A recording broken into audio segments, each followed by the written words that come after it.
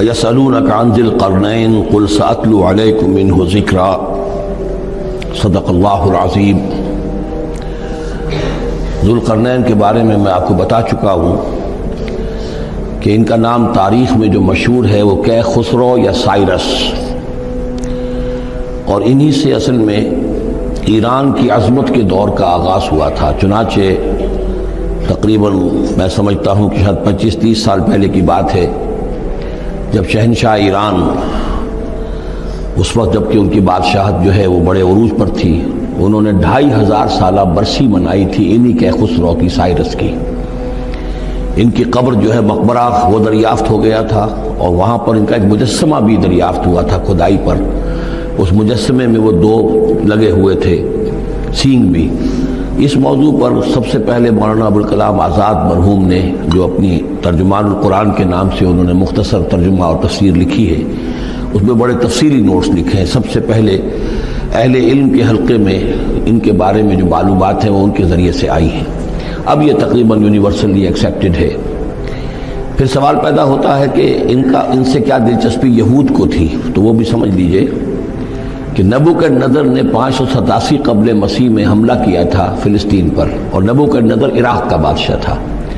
اس middle asset کو ذہن میں رکھیے کہ میڈیٹرینین کے بالکل ساتھ ہے ملک شام، اور شام ہی کا ایک علاقہ فلسطین ہے۔ اس وقت جو ہے یہ فلسطین اور اسرائیل اور شرق اردن اور ویسٹ بینک اور لبنان، یہ سب مل کر جو ملک بنتے ہیں، در حقیقت یہ شام عرب ہے، یہ شام ہے۔ پھر اس کے مشرق میں یہ عراق عرب یا عراق ہے، اور اس کے مشرق میں پھر ایران ہے۔ تو عراق کا بادشاہ تھا جس نے حملہ کیا تھا یروشلم پر، تباہ و برباد کیا، اور ان کو قیدی بنا کر لے گیا۔ کیپٹیوٹی کا دور ان کا تقریباً 150 برس کا ہے۔ لیکن اس عرصے میں ایران میں یہ شخصیت ابھری خسرو کی یا سائرس کی۔ اس نے پھر فتوحات کا دائرہ شروع کیا، تو سب سے پہلے عراق کو فتح کیا، بیبیلونیا کو، اور یہاں پر جو یہ اسیر تھے یہودی، ان کو اجازت دے دی کہ تم واپس جاؤ، اپنا یروشلم آزاد کرو، اپنے جا کر آباد کر لو دوبارہ۔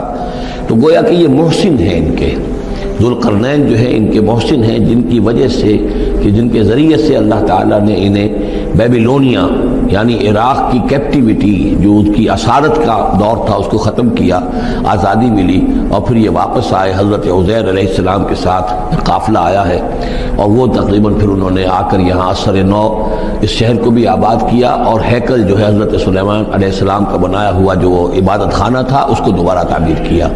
اس اعتبار سے ذو القرنین جو ہے وہ ان کی تاریخ میں ایک معروف شخصیت ہے۔ تاریخ سے معلوم ہوتا ہے کہ انہوں نے پھر ایران کی پہلی حکومت کو کنسولیڈیٹ کر کے پارس اور مادہ کو ملا کر ایک سلطنت ایران بنائی۔ پھر ان کی فتوحات کے 3 دائرے ہیں۔ مغرب کی طرف میڈیٹرینین تک پورا علاقہ فتح کر لیا۔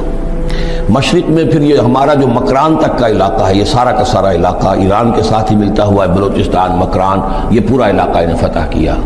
ایک مہم ان کی شمال کی طرف گئی، بحیرہ کیسپین جو ہے، اور ادھر سے جو وہ بلیک سی ہے، بحیرہ اسود، ان دونوں کے درمیان جو پہاڑی سلسلے ہیں، یہ شمال کی طرف جو ہے تیسری مہم گئی۔ جیسے کہ حضرت عمر رضی اللہ تعالیٰ عنہ کے عہد میں بھی 3 لشکر نکلے تھے مسلمانوں کے جزیرہ نما عرب سے۔ ایک لشکر شام سے ہوتا ہوا پھر مصر کی طرف گیا ہے، ایک لشکر عراق سے ہوتا ہوا ایران کی طرف گیا ہے، اور ایک لشکر سیدھا شمال کی طرف گیا ہے، اور کوہ کاف تک جو ہے، جس کو کوکیشیا کہتے ہیں، وہاں تک کی فتوحات حاصل کی مسلمانوں نے۔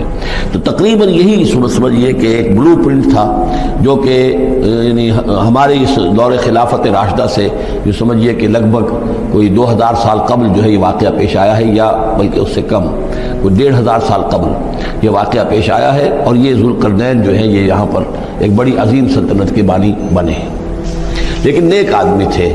اور معلوم یہ ہوتا ہے کہ یہ اصل میں جو کہانیاں ہیں، یہ ان کی داستانیں ہیں کہ ان کو قتل کیا جانا تھا۔ یہ کہیں شہزادے تھے کسی چھوٹی سی مملکت کے، اور وہاں سے ان کو کسی نے بچایا کسی طریقے سے، اور پھر یہ صحرا میں رہے روپوش، اور وہاں کسی نبی کی تعلیم سے ان کو آشنائی ہوئی ہے۔